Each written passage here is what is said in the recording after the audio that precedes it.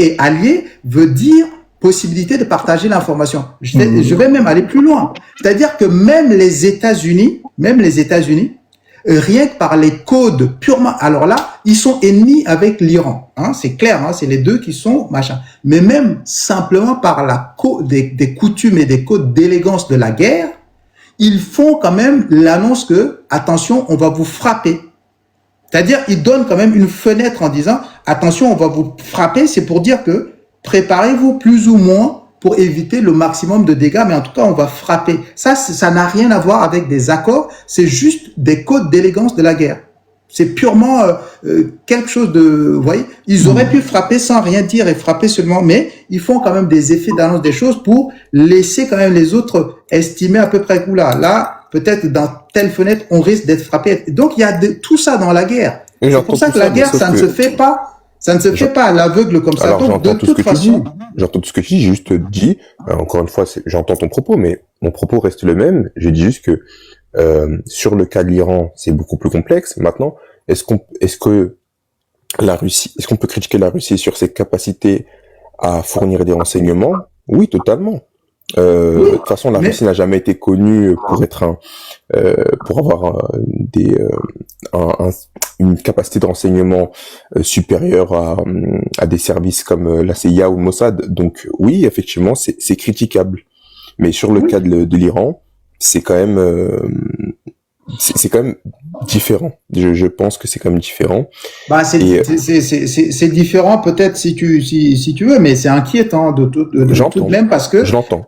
Bah oui, parce que en réalité, et tu t'es peut-être même trop avancé parce qu'en réalité, si en éliminant l'ayatollah Khomeini, etc., et que même si ça devait être un bourbier pour Trump, c'est-à-dire que même si les Américains débarquent et que ça devait être un bourbier incroyable pour Trump, c'est juste que la Russie, ça veut dire que la Russie prend quand même le risque que des Américains se retrouvent en traversant la mer Caspienne à quelques machins dans ses frontières, alors que rien que pour ça, préventivement, il a fait la guerre à l'Ukraine, si tu veux. Donc déjà, ça montre un arbitrage qui est un peu inquiétant. Mais bon, passons, c'est pas ça le sujet. De toute façon, de manière générale, on se dit que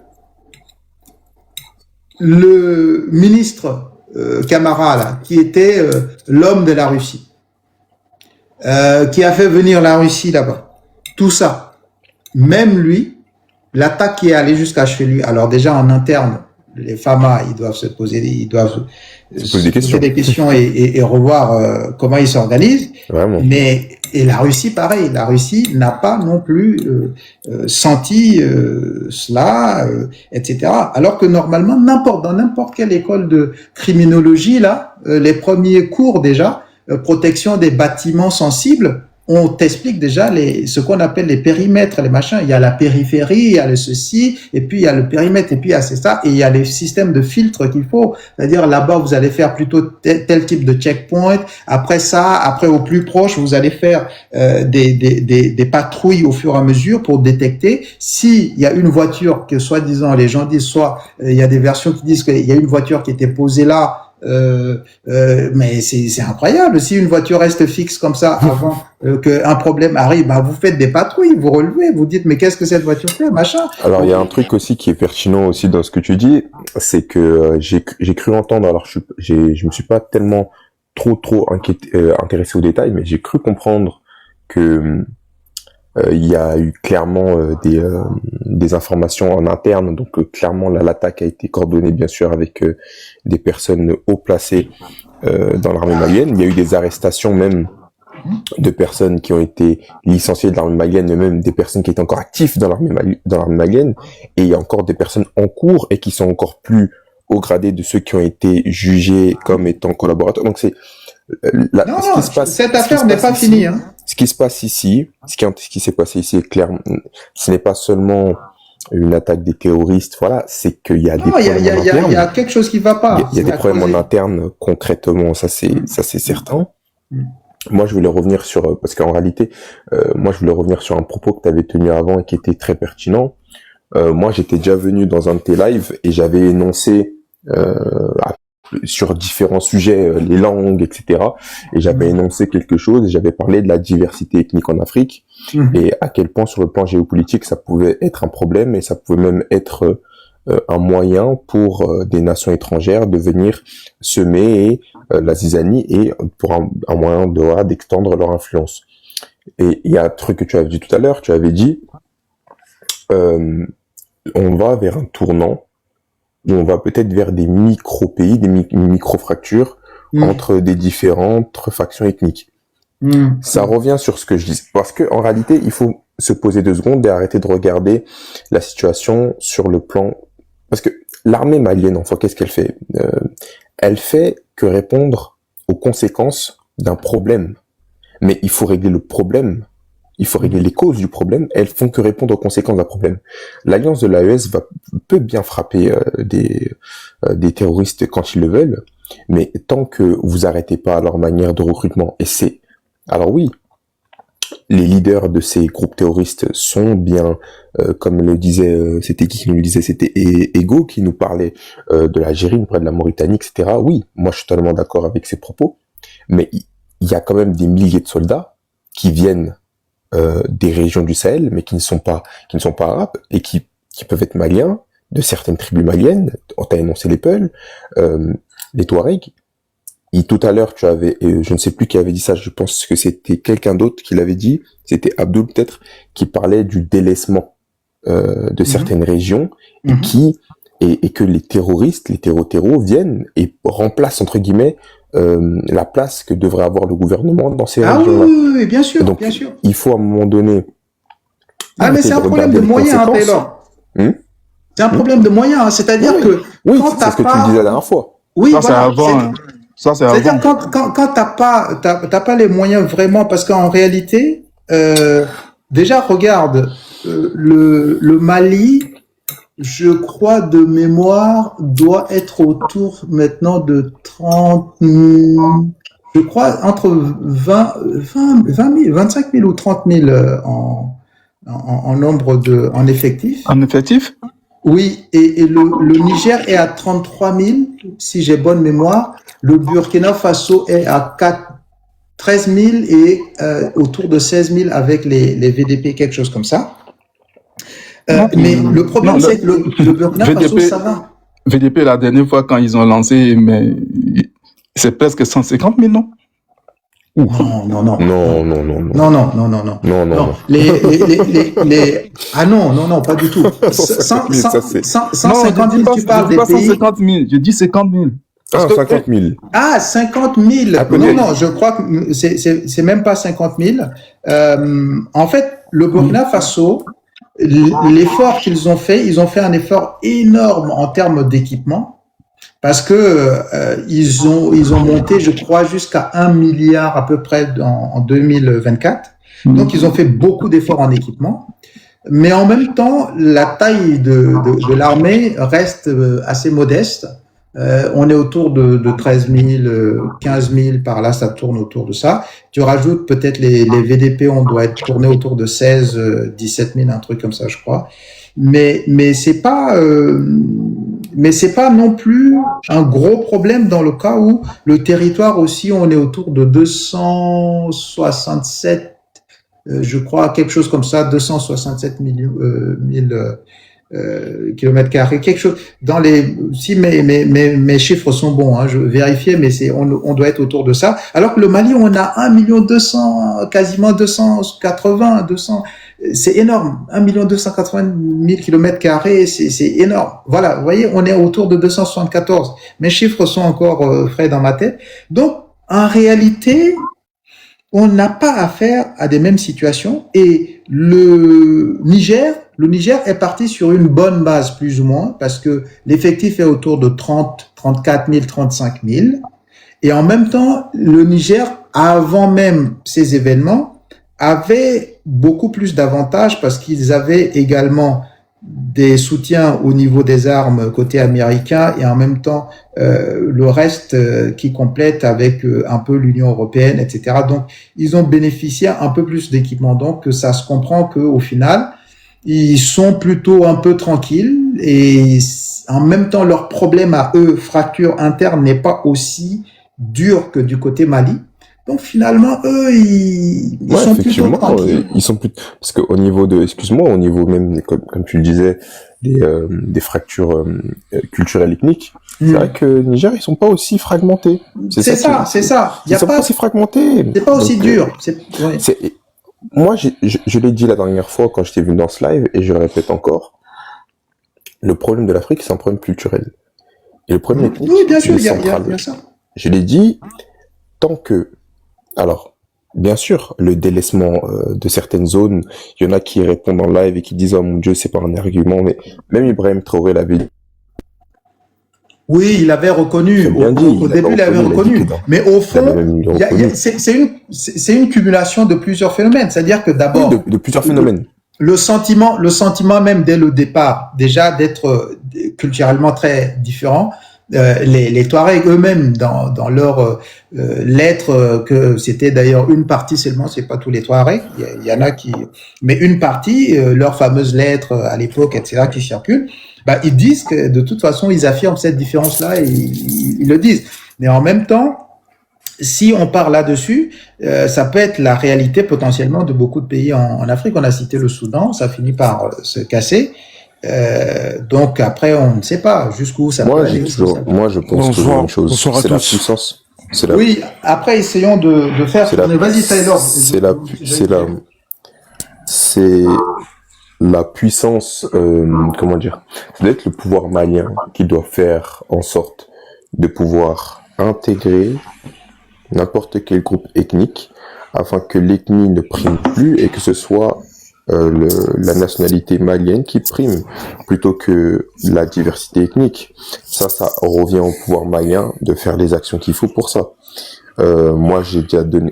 Le problème qui se passe, c'est que il y a un manque de moyens, c'est sûr. Il y a des endroits qui sont délaissés, c'est certain. C'est un fait, hein, on peut pas se le cacher. Mais je ne pense pas que c'est qu'une affaire de délaissement. Je pense pas que c'est qu'une affaire de délaissement. Non, c'est pas qu'une... Bonsoir à tous, bonsoir Essier. Vas-y, je vais te parler. Ouais, non, mais c'est très intéressant ce que tu développes, Taylor, mais je voulais compléter un peu ce que tu dis, hein. C'est que c'est pas à mes yeux, c'est pas qu'une histoire de moyens.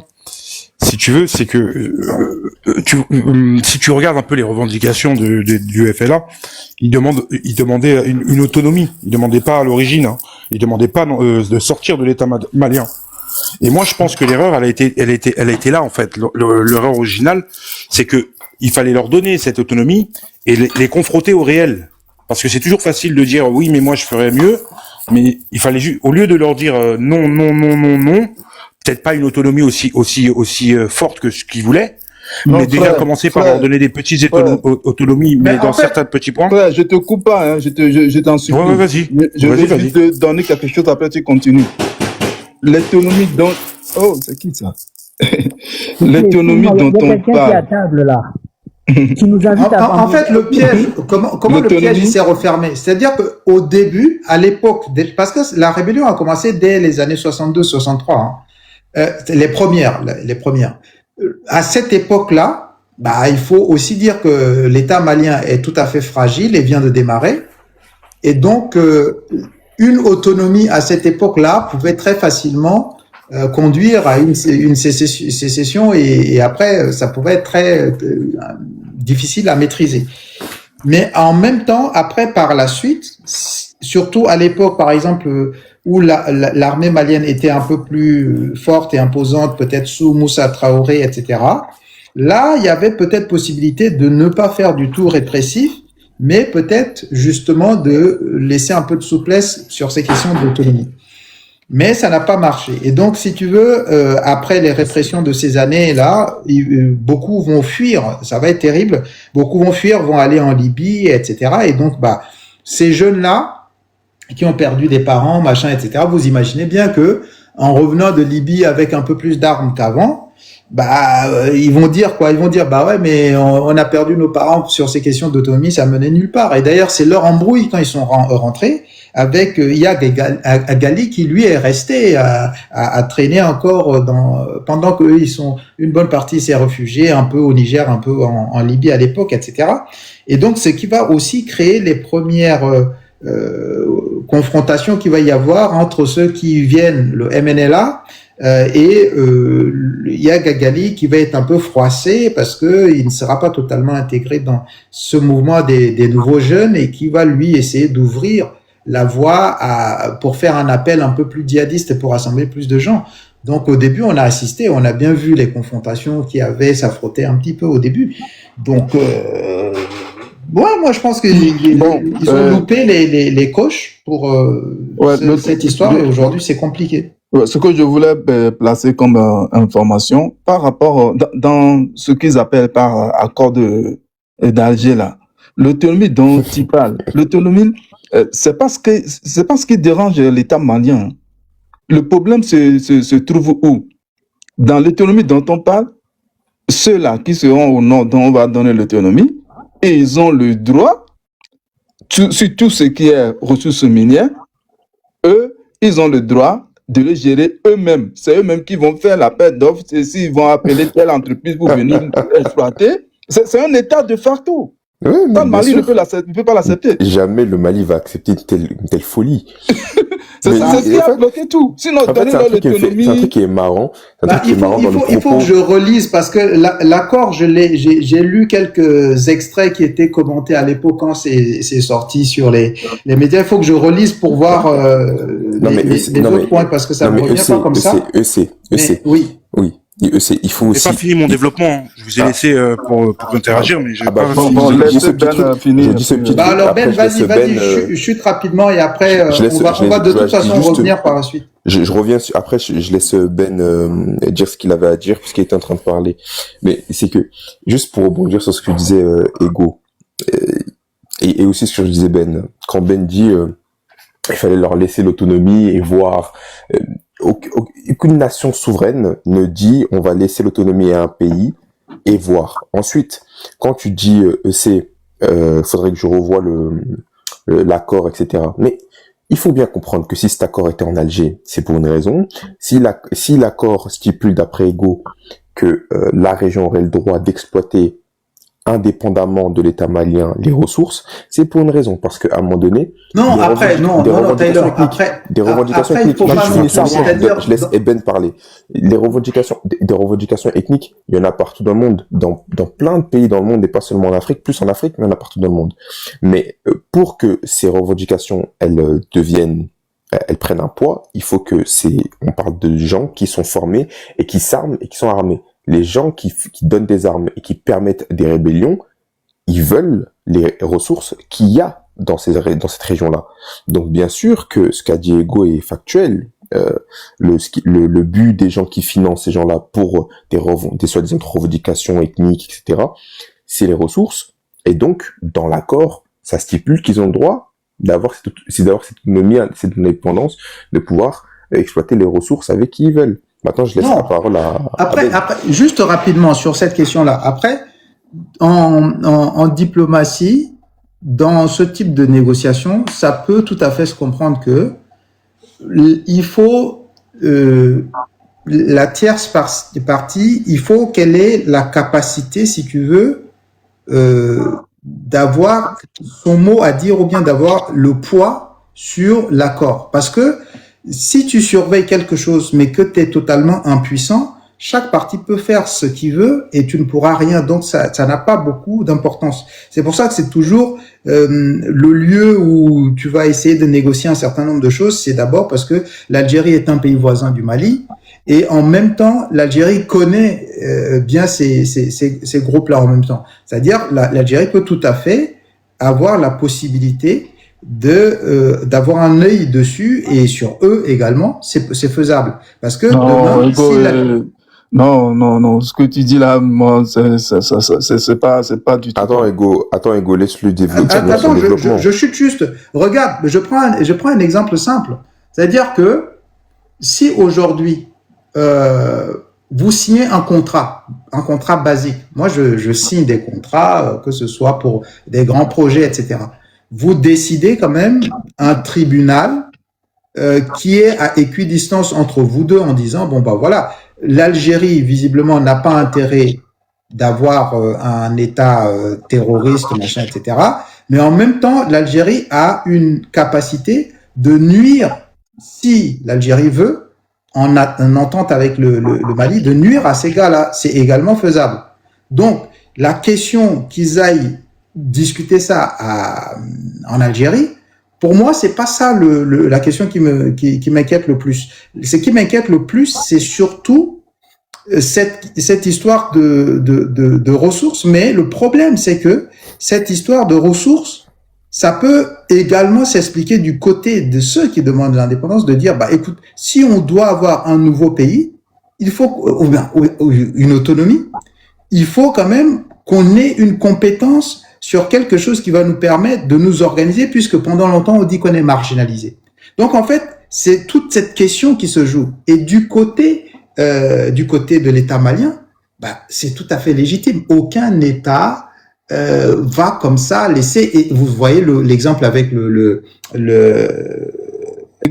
avec le Donbass. Le Soudan. C'est-à-dire, vous voyez avec le Soudan, le puits de pétrole qui est vraiment à la frontière avec le Sud, à Abyei, ça a causé des problèmes par la suite, parce que dès que le Soudan n'a pas pu récupérer ça de son côté, d'abord ça a créé des tensions à la frontière, et puis le Soudan s'est mis à taxer le passage, etc., de compliquer la vie au Soudan du Sud, etc.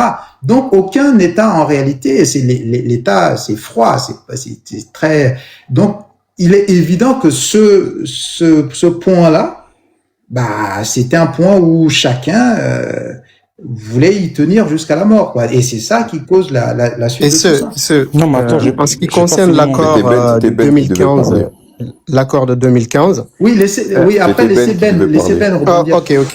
Oui.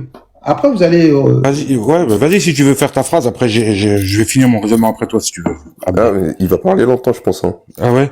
Non, parce que en fait, j'ai commencé un raisonnement, mais pour moi, c'est multifactoriel. Quand il y a une crise, c'est jamais un seul point. Quand je te parlais d'autonomie, je te parlais par exemple peut-être une autre forme d'autonomie comparée par rapport à l'Allemagne, ils ont des Länder, pas la même chose. Hein.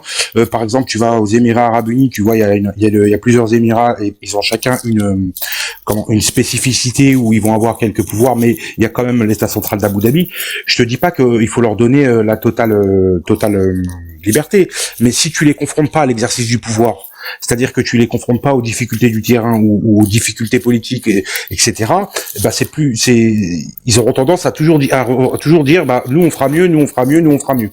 Ça c'était mon premier raisonnement. Après il y avait le mixage aussi. Par exemple, moi je vais prendre le cas d'Algérie, comme je vous ai dit, comme j'étais venu la dernière fois sur ton live, je suis algérien, Etché. Par exemple, nous on a des généraux kabyles dans l'armée. Nous, on a des généraux chaouis dans l'armée. On a des généraux sahraouis dans l'armée. C'est-à-dire que c'est un brassage des compétences. Ça veut dire au niveau des ministères, c'est pareil. On a des ministres qui viennent de n'importe quelle région. On a des députés qui viennent de n'importe quelle région. En plus de ça, en fait, c'est une liste. C'est pas uniquement un seul projet. Et j'en reviens aussi sur ce que vous disiez, par exemple, sur le dernier point. Vous disiez par rapport aux ressources. On a le cas en Libye.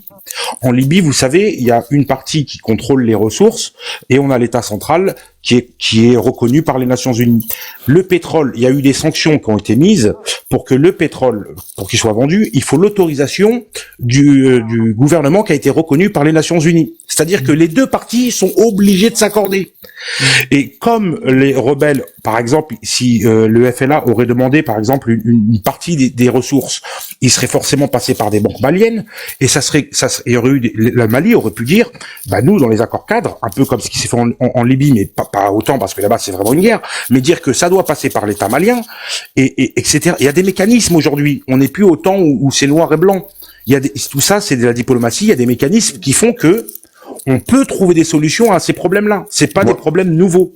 Par rapport au Mali, oui, mais il y a des situations internationales qui ont déjà prouvé que on pouvait trouver des solutions. Mais pour ça, il faut s'asseoir à la table. Moi, je pense que je pense que ce que tu dis, tout ce que tu dis, c'est factuel. Hein. Je dis pas le contraire. Maintenant, il faut comprendre quelque chose. Moi, je vais regarder ça je vais simplifier un peu tout ça et je vais regarder ça un peu d'une manière un peu moins pragmatique. Comme je l'ai dit plusieurs fois, des revendications ethniques dans le monde, il y en a partout. Tu sais, c'est pas seulement en Afrique, il y en a partout. Par contre, c'est quand elles deviennent armées que là, maintenant, on se pose des questions. Il faut maintenant se poser la question, qui finance un groupe. En fait, il faut se dire un truc simple. En Afrique, on produit très peu d'armes en réalité. Donc, voilà. Donc, comment un groupe terreau, ou même comment une ethnie qui se dit délaissée par le gouvernement malien peut se retrouver avec des drones, des missiles air-sol. Il faut se poser Non, la mais ça, question. c'est récent. Ils les achètent. Non, mais Les drones, tout ça, c'est récent. Parce qu'en réalité... Attends, Ben, tu me dis, il les achète. Bah, ils les achètent. Des fois, regarde l'armée russe, là, quand elle a perdu les dernières batailles, elle a laissé tout l'arsenal. Non, mais si je peux répondre, regardez, attendez. Ils sont sortis de Kidal, ils ont laissé énormément. Je vous refais Attendez, j'ai l'histoire. vraiment continué. Après ça, je laisse tout le monde parler, mais juste ce point-là avec Ben, j'aimerais vraiment aller jusqu'au bout. Ben, on peut pas se permettre de faire un manque intellectuel comme ça. Que tu me dises qu'ils font écoute, moi, je vais parler d'une rébellion. Je vais te parler de rébellion qui marche avec le ramassage d'armes sur le sol. Quand tu vas au Darfour, tu as les populations du Darfour qui se battent depuis des années, mais qui se battaient contre les forces d'intervention rapide. Et du coup, quand il y avait une attaque, ils venaient, quand ils tuaient des hommes, etc., ils ramassaient les armes qu'ils trouvaient sur les lieux. Mais sauf que, aux yeux de la situation, leur force d'autodéfense, entre guillemets, au Darfour, n'a jamais pris d'ampleur parce qu'elle n'a jamais été financée par personne et parce que le ramassage d'armes, ça ne te permet pas de vraiment mener une guerre contre un État.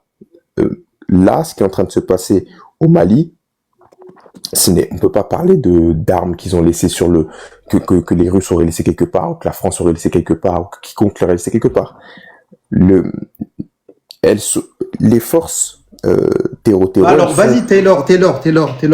Montre directement, si tu as la possibilité, directement une enquête, un machin qui montrerait, parce que tout le monde n'est pas, par exemple, il peut y avoir, par exemple, des médias russes, par exemple, est-ce que des médias russes ont fait des enquêtes? Parce que là, on peut pas accuser les Russes d'être contre le Mali. Parce que je suis en train de te dire, c'est que non, mais même les FAMA, donc s'il y a des médias russes, par exemple, qui font une enquête sérieuse, qui montre qu'il y a des passages de circulation d'armes, par exemple. C'est parce que si je peux me permettre, parce que ça va être plus simple, ça va être plus direct. Non, mais non, de dire.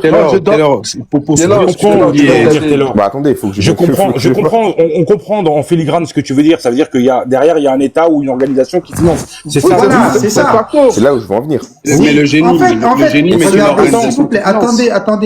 C'est juste pour qu'on reste audible. Attendez, c'est-à-dire, Taylor, si de ton côté, tu as fait, par exemple, une recherche, il peut y avoir des médias russes, des médias chinois, qui ne sont pas du tout sous l'influence de l'Algérie, de la France ou des États-Unis, qui peuvent peut-être faire un travail d'investigation et qui peuvent dire cela. Donc, si tu as des sources de ce type-là, discutons directement de ça, ça va aller plus vite. C'est ça, c'est ce que je veux dire.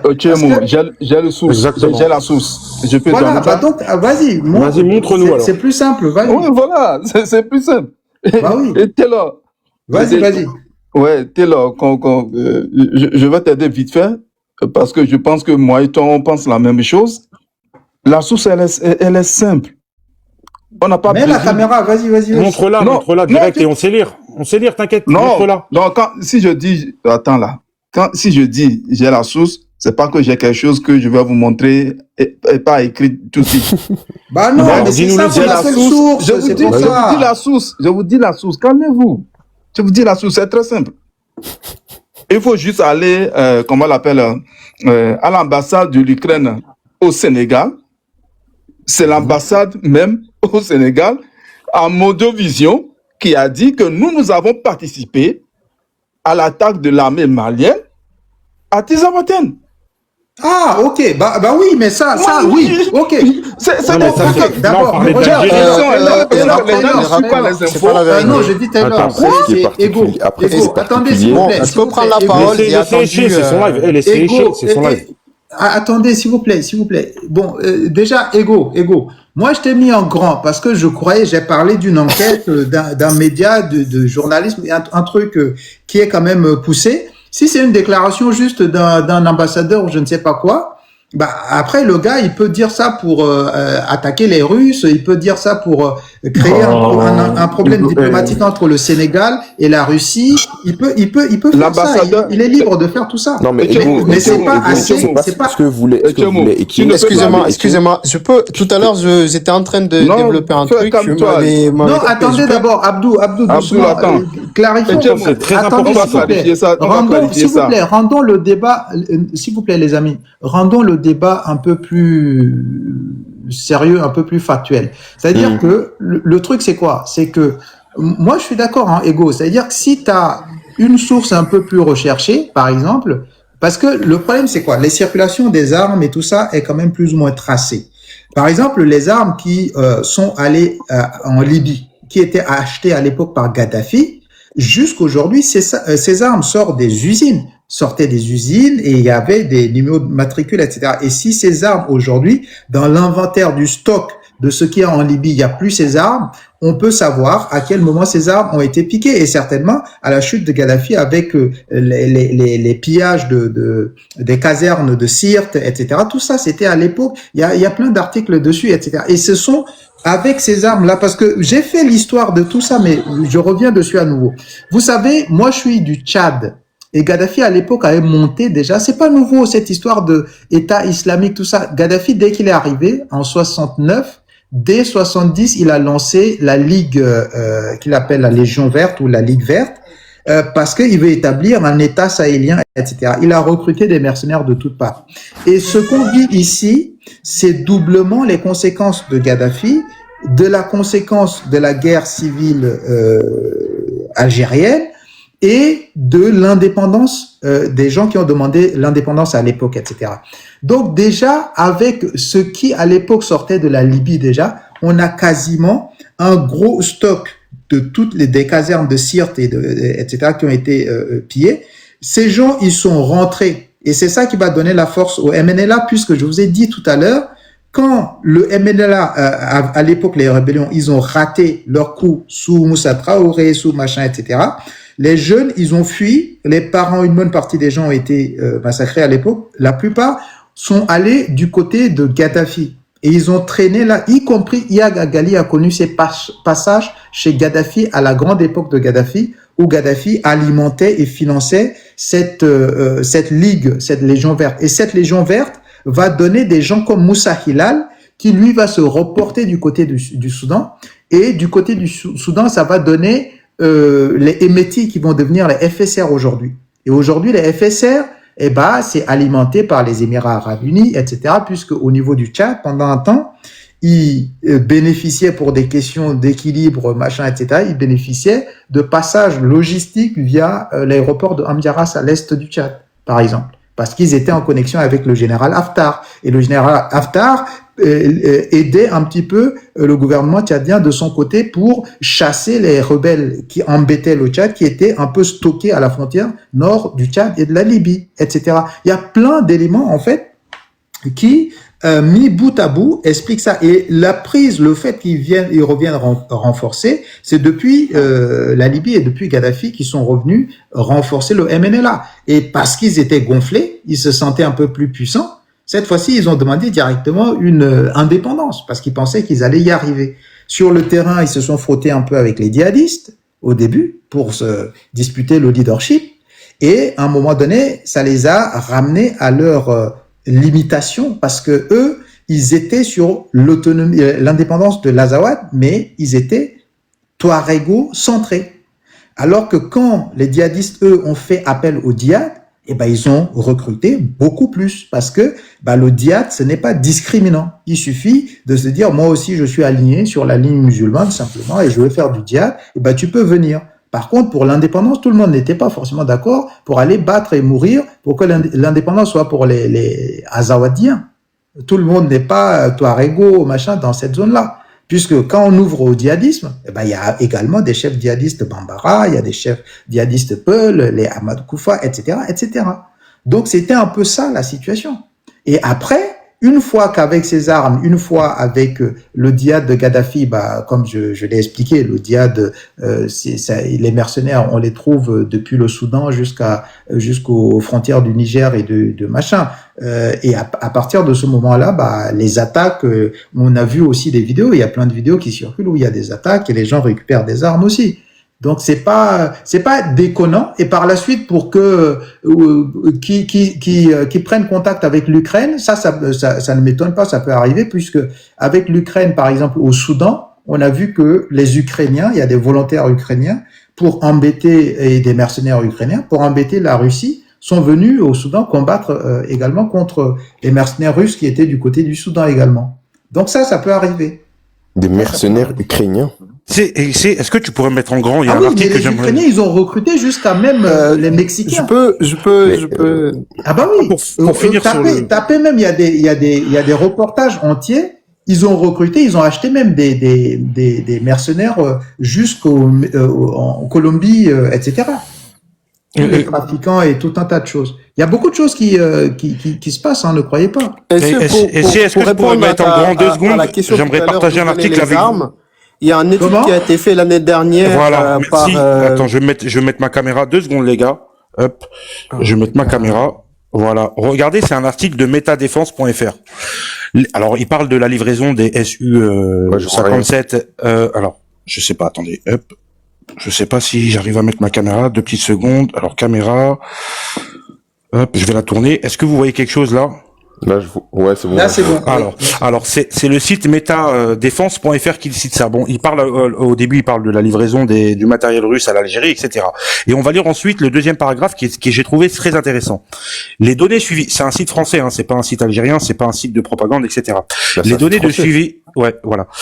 Les données de suivi, mais c'est plus un site qui se concentre sur tout ce qui est les informations liées à la défense.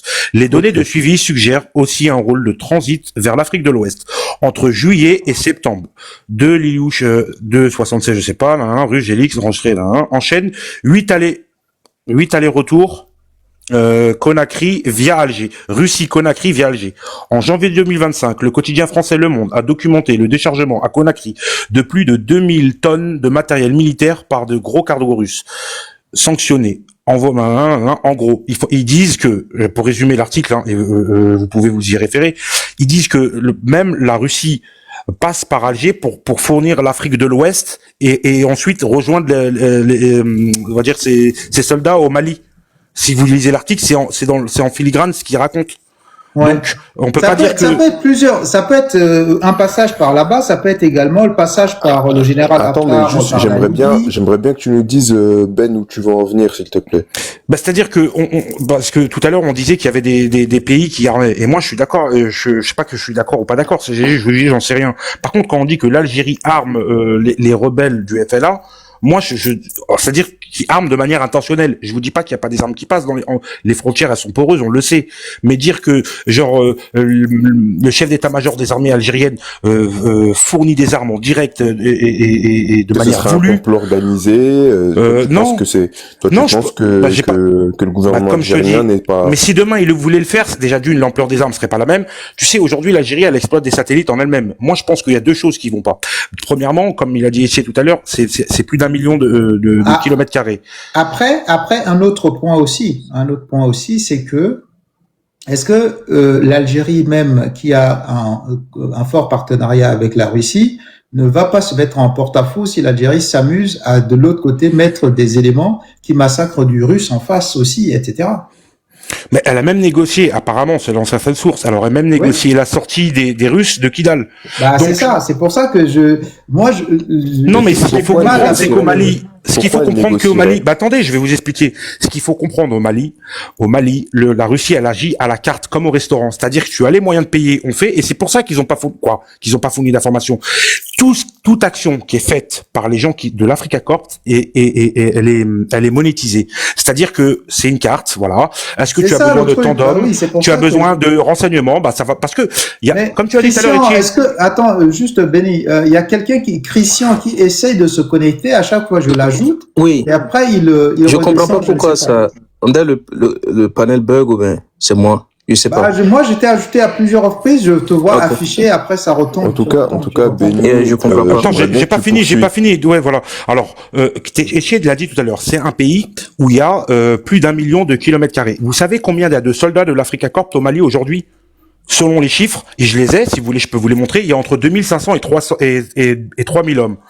Sachant qu'il faut, dans toute armée, il y a une partie de l'armée, environ entre un tiers et un quart, qui est juste là pour la logistique. C'est-à-dire qui est même pas sur le terrain. C'est-à-dire qu'elles sont là, c'est les écoutes, c'est les transpondeurs, pardon, etc., etc. C'est-à-dire que ceux qui sont sur le terrain avec une arme à la main, c'est on va dire 2 tiers. Donc on va dire que sur ces 3000, il y en a que 2000 qui sont sur le terrain, s'il y en avait 3000, pour surveiller 1 million de kilomètres carrés. Sachant que si, par exemple, il fallait faire un travail d'investigation par rapport au mouvement... Pour surveiller 2 fois la France, quoi, il faut dire comme ça. Avec 2500 hommes, mais vous vous rendez pas compte. Sachant que c'est des gens qui connaissent pas la langue, c'est-à-dire qu'il y a forcément des gens qui sont là, qu'il faut des traducteurs, etc. C'est un travail de fourmi. L'armée française, avec les moyens qu'on lui connaît, elle n'a pas réussi. Sur un terrain qu'elle ne connaît pas, une langue qu'elle ne connaît pas, une culture qu'elle ne connaît pas, elle n'y a pas réussi, avec des moyens qui sont sans commune mesure avec l'Africa Corp. Donc, moi, je dis pas qu'il faut pas s'appuyer sur des partenaires. Je dis qu'il faut une connaissance fine du terrain. Il faut des moyens beaucoup plus importants pour pouvoir y arriver. Moi, Ben, je vais totalement dans ton sens, et je vais même te dire, ce qu'avait dit Ibrahim Traoré récemment, que j'avais beaucoup apprécié. Il avait dit, on ne demande pas à des alliés de venir combattre sur son sol. Et j'avais extrêmement apprécié ce propos. D'ailleurs, c'est pour ça que je reviens sur un truc que j'avais dit à Haïti tout à l'heure, sur les relations qui n'étaient pas aussi simples entre l'Iran et la Russie. C'est pour ça d'ailleurs on va pas voir de Russes aller combattre en Iran. Ça je suis d'accord. Et c'est pour ça parce que en fait l'Iran ne veut pas dépendre de la Russie. Et comme je le répète, est-ce que Ibrahim Traoré le sait très bien, je ne veux qu'un allié vient pas combattre pour nous. Mais Taylor. Et même juste, je vais aller encore au Mali, au Mali, je vais aller encore une fois sur ton propos sur la Russie, sur ce que tu dis. Mais c'est même pas des soldats de l'armée régulière. Ce que vous comprenez, il faut comprendre, c'est des mercenaires. C'est-à-dire que le gars, il est payé pour ça. C'est-à-dire qu'il va pas mourir s'il est pas payé, le gars. Je suis d'accord. Moi, je vais juste aller encore plus loin sur ton propos tout à l'heure, que tu disais qu'ils sont payés à la carte, Wagner, etc. C'est pour ça que souvent, quand je vois, la plupart du temps, c'est des gens qui sont un peu panafricains, etc., qui nous parlent de Wagner et de la Russie, etc.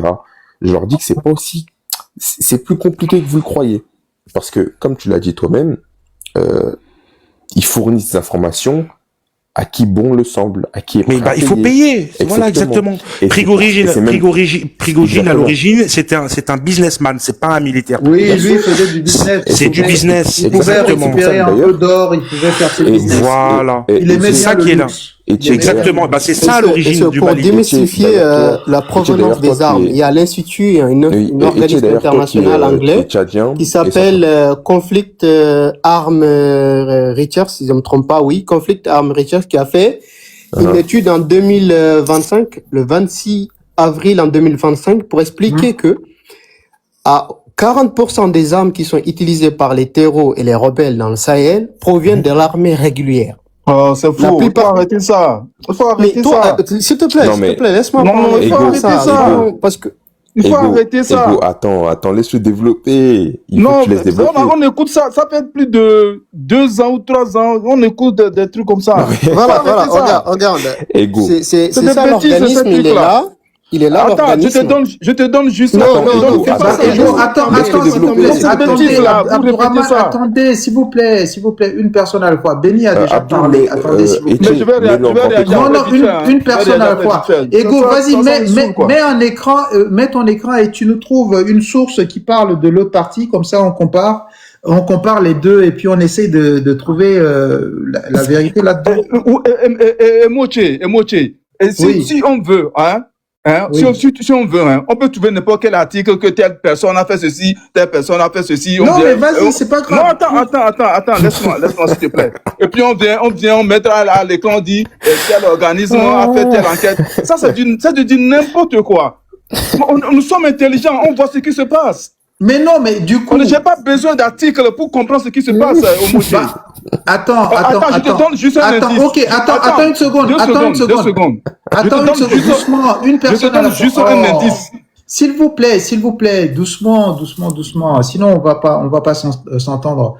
Voilà. Donc, vas-y, toi, comment Ego, reprends. Qu'est-ce que tu voulais dire? Oui, je te donne juste un indice. Hein? Tu sais, Oui. avant que comment on l'appelle, Assimi Goïta et autres de prendre le pouvoir, Oui. il y a comment on l'appelle, des djihadistes qui font des incursions, qui arrivent même à prendre les bases. Et là, ils prenaient comment on l'appelle, des matériels ou des fusils, des trucs comme ça. Je peux comprendre. Oui. Depuis que les Assimi sont venus, même au Burkina, depuis que ces gens-là sont arrivés, ça fait presque 3 ans, même 4 ans, les djihadistes allaient prendre une base, jamais. Comment ça, jamais? Jamais. Ils font des combats, ils vont aller chercher les bases, mais ils sont toujours boutés.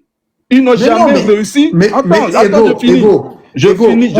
On a vu des images du Mali où, à un moment donné, il y a même des pénuries parce que les djihadistes bloquaient des routes entières. Mais tu crois que ces routes-là, avant de les bloquer, ces routes, ils ont passé des pays, ils ont passé des régions où il y a des... J'ai l'impression que tu m'écoutes pas. Le frère vient de dire tout à l'heure, il a sorti, comment on appelle, il voulait nous sortir un article, soit disant que, moi je connais l'article là qui était sorti où les gens ils ont fait ils ont dit dans cet article, soit disant que la plupart 40% ou 50% des armes que les terroristes utilisent dans le Sahel là-bas, ça provenait des stocks des armes. C'est faux. Je dis que c'est faux. Montre une autre source qui dit, parce que regarde. Les sources là, ce que tu es en train de faire là, frère, laisse-moi donner mon argument. Mais oui, mais je t'ai mis en grand. Mais le problème c'est, est-ce que c'est seul ton argument qui va régler le problème ou est-ce que ce sont... C'est du bon sens, laisse-moi te le donner. Arrêtez-vous de vous appuyer sur tout ce que les gens là écrivent un peu partout, soit disant spécialistes. On a de l'intelligence. Attends, Ego. Ok. Bon. Est-ce que là où tu es, Ego, sans chercher une source, tu peux me dire, par exemple, combien en 2024 le Mali a exporté d'or, par exemple. Tu peux trouver ça de ta tête directement? Bon, je te parle pas de ça. Moi, je te parle d'un argument que les gens ont mis en place dans leur soi-disant rapport ou quoi que les gens, l'autre là veut nous plaquer ici. Oui, mais Ego, regarde, Ego, regarde. Laisse-moi donner mon argument. Attends une seconde, Ego, le problème c'est quoi? C'est que les sites qui font des études, etc. là, tu vois, c'est pas monté spécialement depuis que le Mali est en coup d'État exprès pour essayer de nuire au Mali. C'est quelque chose qui existe depuis. C'est quelque chose qui existe depuis des années pour étudier des cas de conflit simplement. Je sais ce que tu as dit, mais toutes ces choses-là sont orientées. Je peux répondre parce que je vois que le frérot, je vais d'abord clouer ton argument que tu viens de ramener là. Mais malheureusement, c'est simple, Ego, regarde, c'est simple. Ces trucs-là sont orientés. Regarde, Ego, attends, Ego, je t'explique. D'accord avec toi, Ego, mais sauf que si t'as pas d'argument. Human Rush, la dernière fois, ils ont Ego, attends, juste une seconde, Ego. Juste une seconde. Regarde, par exemple, tu es d'accord avec moi que la Russie, par exemple, ou la Chine n'est pas soumis à ce que la France va dire ou bien les États-Unis va dire, n'est-ce pas? Oui. Voilà. Donc, la Russie ou la Chine, ils ont des médias. La Chine a un média, des chaînes internationales et même une chaîne CTGN qui est spécialement dédiée à l'Afrique également. Et donc, cette chaîne-là peut très bien, pour débusquer et mettre à découvert les mensonges des Occidentaux, ils peuvent très bien le dire, non? Qu'est-ce qui empêche la Chine? Est-ce que la Chine a peur de la France ou bien des États-Unis? Oh, écoute, tu es en train de me faire rentrer dans un débat où moi je ne trouve pas le sens de ce que tu es en train de dire. La Chine fait sa politique. Si c'est pas parce que la Chine ne s'est pas prononcée sur quelque chose que c'était vrai. Alors la Russie a quand même des médias. Est-ce que la Russie, tu n'as pas une source là de la Russie? Non, Ego, mais non, mais attends, Ego. Est-ce que tu n'as pas une source de la Russie? Vous ne voulez pas écouter, c'est pourquoi je dis que c'est faux. Non, mais Ego, attends d'abord. Ego, regarde. Tout ce que les gens disent aujourd'hui là, ça fait du mal à l'image de la Russie et des capacités militaires de la Russie. Or, la Russie, avec son activité militaire, c'est quand même du bénéfice. Par exemple, la Russie vend à une réputation. La Russie a vendu à 20 milliards en 2024 d'équipements et d'armements pour l'Algérie. Donc, la Russie a besoin de garder son image intacte. Donc, si on a des terroristes à qui on donne d'autres armes, voyez, qui sont financés ou bien qui sont armés en sous-main par la France ou bien les États-Unis, la Russie peut dénoncer ça pour dire que non, vous m'attaquez en disant que je suis faible, mais c'est parce que la France ou bien les États-Unis leur donnent des armes. Voilà l'enquête, voilà les médias, nos médias, ils se disent ça. Et donc, tu peux nous afficher cette source-là. Ça va, parce que les sources, il faut les croiser. C'est pour ça que j'ai été mis en grand à plusieurs reprises. Moi, ce que je veux savoir, d'abord, la source dont il donne, on parle de combien d'armes? Parce qu'on parle de 40% de combien d'armes? C'est ça, parce que, et Christian, c'est ce qu'il a écrit tout à l'heure dans les commentaires. On parle d'une étude qui a été faite sur les gars, il y a tout le monde qui parle à ma place. Alors, attendez, s'il vous plaît. Alors, attendez. Donc, Ego, est-ce que, Ego, tu as fini ou tu veux dire un truc? Non, mais j'ai même pas, quelqu'un a posé un sujet. Je voulais donner mon argument. Je ne l'ai jamais donné. Ok, attends, regarde. Non, mais on veut pas des avis, on veut des arguments. Moi, je suis d'accord avec toi. Je te mets 2 minutes. Il n'y a pas d'argument, il n'y a pas de poids. Je te mets 2 minutes, vas-y, personne ne le coupe, s'il vous plaît. Voilà, je dis depuis, on nous fait sortir, parce que c'est un disque qu'on entend depuis longtemps. Que quand on dit que bon, c'est les Occidentaux qui fournissent les djihadistes et autres, c'est eux qui les assistent, on dit oh non, c'est eux qui les financent, on dit non. Les djihadistes, ils prennent les armes dans on ne dit pas non. Regarde, Ego. Non, moi, je te mets en gros, je dis ma pensée. Non, mais je te dis, tu dis, on dit non. Moi, je ne dis pas non. Moi, je te mets en grand. Je ne parle pas de toi. Je parle pas de toi. Bah oui. Je parle pas de toi. Donc, la plupart du temps, c'est ce que comme l'article que le gars vient de lire tout à l'heure là, c'est ce qui nous sort. Il y a un article qui a dit, ils ont fait telle enquête. Mais moi, je dis, c'est faux. C'est pourquoi ce qui me permet de dire que c'est faux. Tout cela, c'est orienté, c'est du mensonge. Parce que, avant, je savais que, avant que les militaires là, ne prennent le pouvoir, et ces djihadistes là, ils ont réussi à combattre certains soldats dans certaines bases. Ils ont pris ces bases-là, ils ont récupéré des matériels. Ça, on le sait.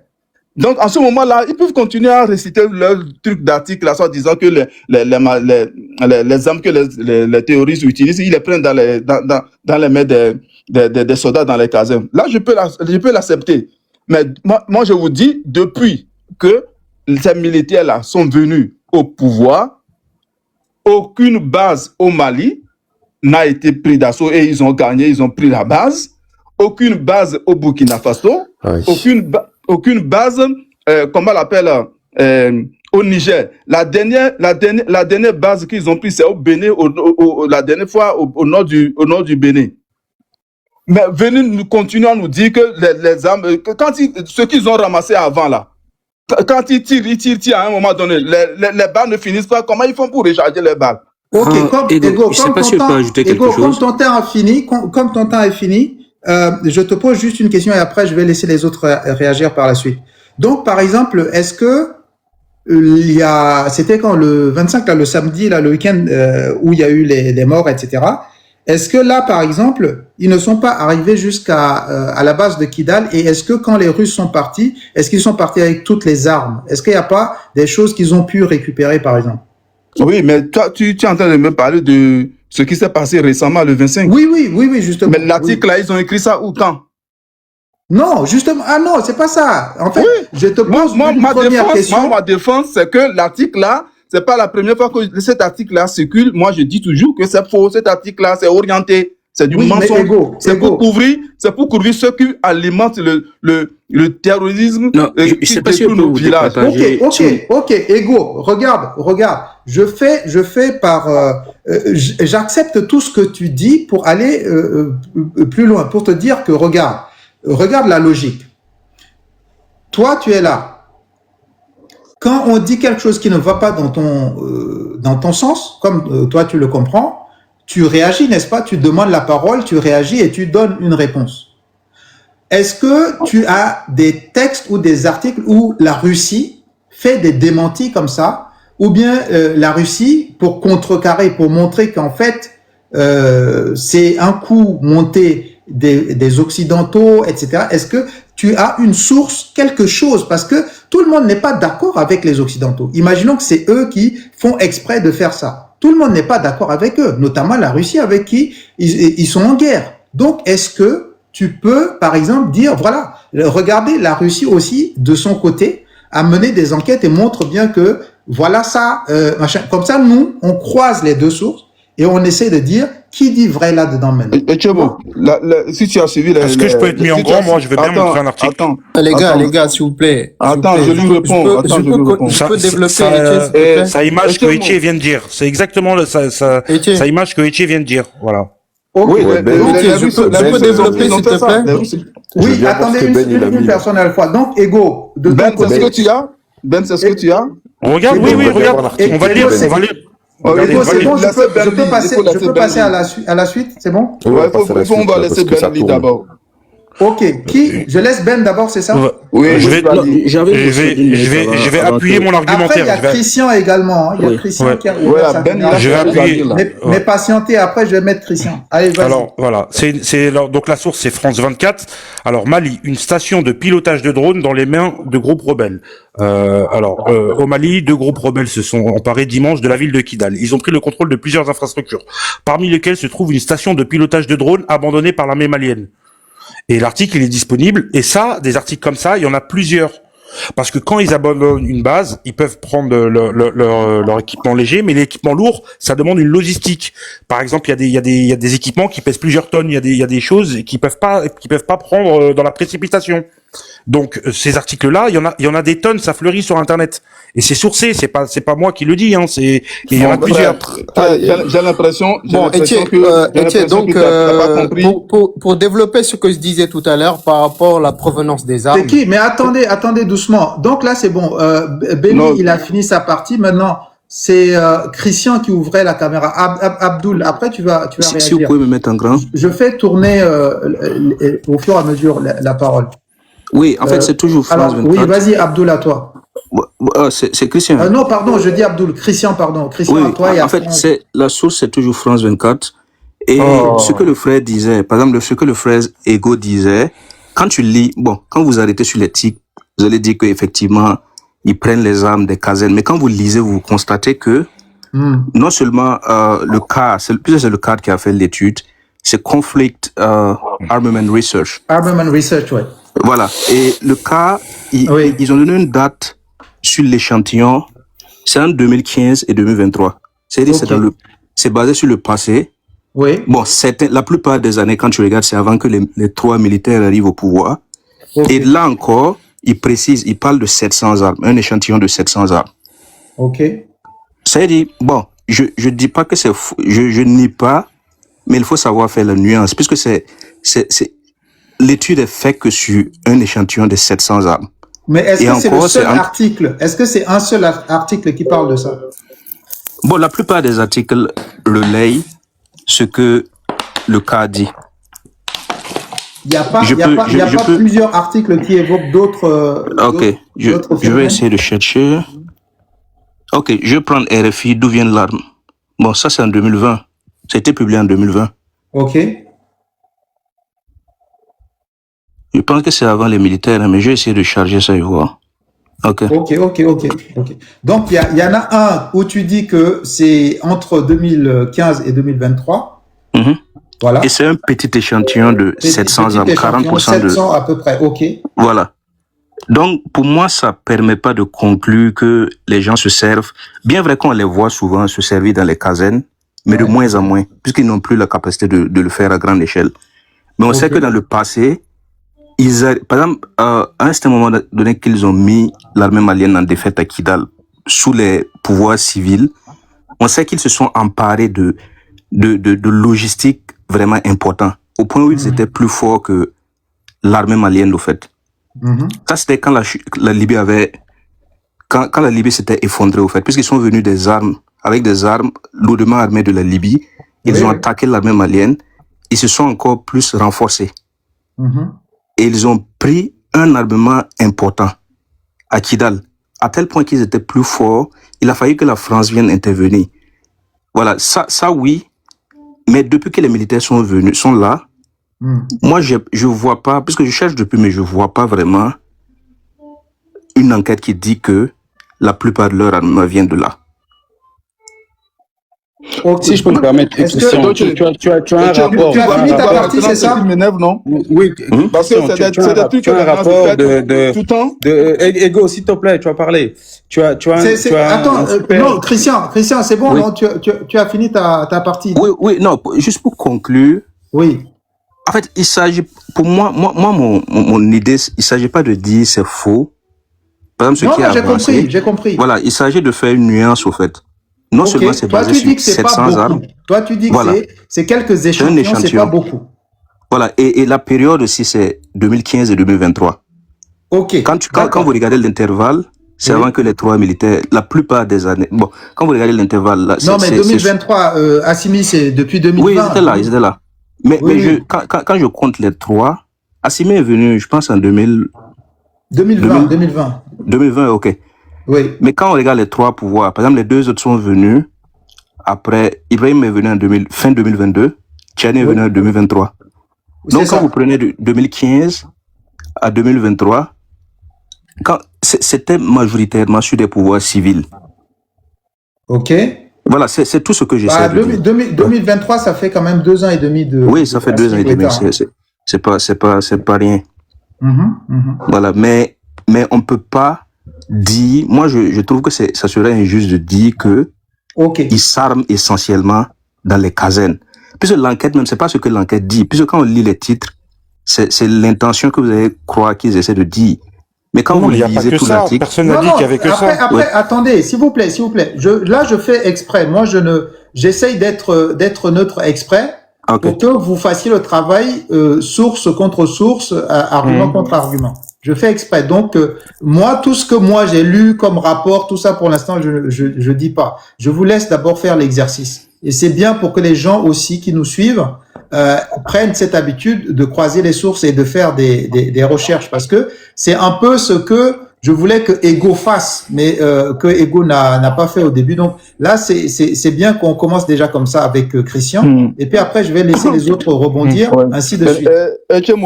Tu vois maintenant que... Voilà, j'ai trouvé un autre article. Parce que depuis tout à l'heure, j'attends mon tour. Oui, non, je finis. J'ai retrouvé, puisqu'il m'avait dit de chercher un autre article encore, j'ai retrouvé un autre article. Vous voyez que il change encore de trucs. Ça, c'est en 2025. Ok. Là, ils disent moins de 20%. Et encore, j'ai pas lu tout l'article. Vous voyez ici, ils disent que, que je lis ça. C'est le CAR encore qui fait l'analyse l'enquête encore en 2025. Il dit que l'analyse CAR des armes saisies des mains des groupes terroristes sahéliens en 2014 et 2023. C'est la même chose. Mais découvre qu'au moins 20% d'entre elles...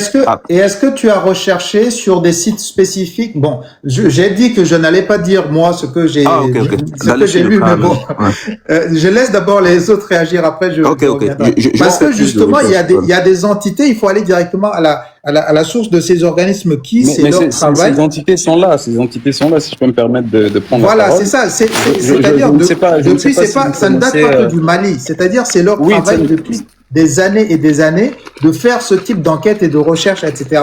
Ils produisent des rapports, etc. Mais je dis pas, je vous laisse d'abord faire l'exercice et puis après. Donc, Christian, je peux maintenant mettre une autre personne en grand, c'est ça? Merci. Ok, très bien. C'était qui prenait la parole là? J'aimerais bien prendre la parole. C'était moi. Mais Abdo, voilà, ça fait C'est qui? longtemps. C'est Abdoul. Ok. Ouais, ça fait longtemps, effectivement. Et après, je vais faire tourner. Il y avait également Franck. Ok, Obama, s'il te plaît. Obama, micro. Moi, c'est moi qui a parlé de par rapport à cette la provenance des armes. La première des trucs, c'est que moi, j'ai la première information que je voulais montrer de base, c'était celle-ci, Ok. Le Monde. Oui. Il avait dit sur 726 armes saisies entre 2014 et 2013, sur 5890 armes répertoriées par les enquêteurs, environ 20% provient directement des stocks des armées nationales sahéliennes. Selon la conclusion de CAR, comme le centre, voilà, Oui. une chiffre probablement sous-estimée. Et parce que j'ai cru comprendre que c'était pas fiable, mais je voulais montrer quelque part, ça c'est CAR, c'est le dossier en elle-même qui est là. Attends, une seconde d'abord, Abdoul, une seconde d'abord, parce que il faut que les gens, il faut que ce soit pédagogique, que les gens comprennent comment on arrive à parler des informations et à parler des sources, etc. Une seconde, juste une petite pause. Kolo Sholoma, Ngala, Kolo Sholo. En fait, quand on dit par exemple Le Monde, c'est-à-dire que Le Monde, c'est un journal, mais Le Monde n'est pas un spécialiste technique de la recherche et des enquêtes et des rapports spécifiquement sur les armes. Donc, quand Le Monde cite quelque chose, la source première, c'est ceux qui sont spécialisés, dont c'est le travail de directement mener l'enquête. Et c'est pour ça qu'on cite, par exemple, l'article, c'est Le Monde, mais la source dans Le Monde, dans l'article du Monde, ça va être ceux qui ont fait le rapport, ça va être CAR, etc., ça va être l'ONU, etc., parce qu'en fait, ce sont eux qui ont le métier de faire ce type de recherche. Donc, il faut qu'on explique pour que les gens comprennent. Parce que les gens, en fait, ce qu'ils ne comprennent pas, et c'est pour ça que parfois, ils vont peut-être dire, ben, tu montres Le Monde est français. Non, en fait, il y a des organismes dont c'est le métier de faire ces recherches-là. Et après, les journaux reprennent ce qu'ils font. Et eux, ils font ce travail-là pour tout le monde. Ils ne sont pas juste contre le Mali, ils ne sont pas juste contre le Burkina, etc., etc. Vous voyez? C'est pour que vous compreniez les mécanismes des recherches, etc. Donc, vas-y. Donc, voilà le site officiel de CAR, voilà. Et donc, quand on descend, on peut trouver, par exemple, ici, c'est en anglais. Le Sahel Jihadism in the Central, bref, en anglais. Et on peut descendre jusqu'à le premier article qui est celui-là. Après ça, c'est le deuxième article qui est là. C'est la deuxième publication. Il y a 2 publications, un en anglais et un en français. Et chaque publication est numérotée 1 à 2. Et donc, quand tu télécharges le document, le voilà. Je vais pas tout vous lire parce que voilà, ça va prendre du temps. Et voilà, ça c'est le document en elle-même. Ça c'est le premier document de 2014 à 2023. Je pense que la moitié des régimes qui sont actuellement au pouvoir étaient déjà établis. Voilà, donc voilà. Et quand on descend plus bas, et là, on va comprendre comment cette information, ils ont pu l'avoir. Par exemple, ici, c'est où la référence. Dans référence, il y a tous les gens qui ont été cités. Par exemple, Assemblée générale des Nations Unies. Donc, si vous avez des doutes, si vous pensez que tout l'univers est contre le Mali, je pense que les Nations Unies, quelque part, il y a des nations qui ont pour le Mali. Donc, il y a les Nations Unies, il y a l'organisme en elle-même, et il y a d'autres organismes comme l'Union européenne, comment s'appelle, l'UNICEF du Nigeria, le Canada, la Bulgarie, beaucoup de nations qui ont contribué à avoir ces informations-là.